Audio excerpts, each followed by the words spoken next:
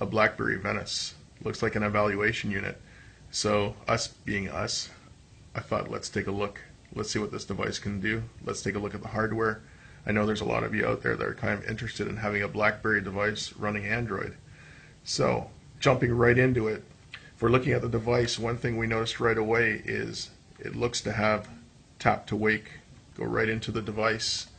Software, very Androidish. Have our app drawers. And what makes the Venice a neat unit is the slide out keyboard.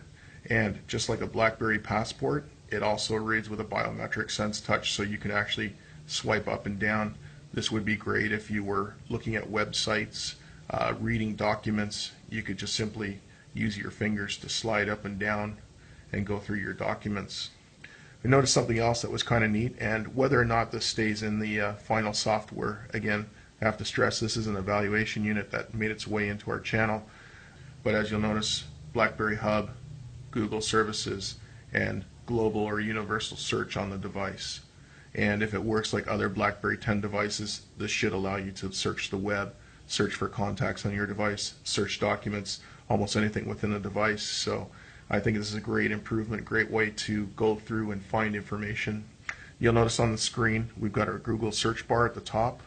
We have our Google notification bar. So this is just, marvelous for those of you that are into Android and really like the services. There you go.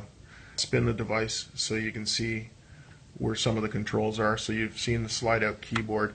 And one thing I have to stress is for those of you that were using a torch, where that unit ended or tended to be sort of bottom heavy or top light, and a lot of them would flip out of the hand. I have to say one thing about this: it is very comfortable whether you're using it closed or open. So let me just spin this through. You can see the screen is very slim, nicely housed into the chassis. Very easy to slide up and down, no problems whatsoever. Underneath this packing seal, we've got a camera button.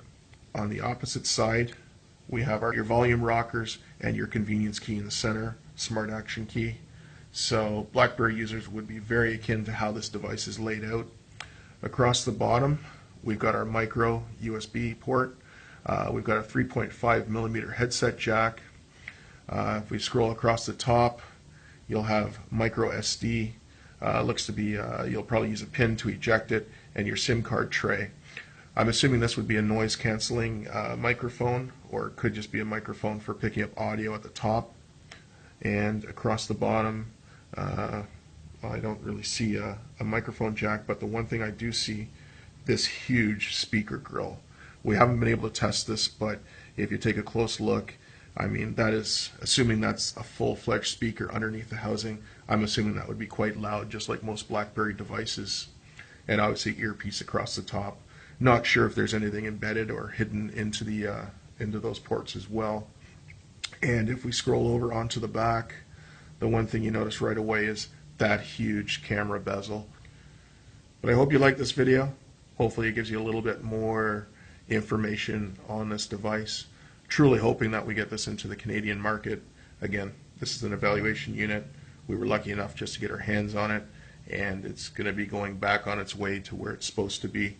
So for those of you looking for this device, keep your fingers crossed, and hopefully it'll come to your channel soon.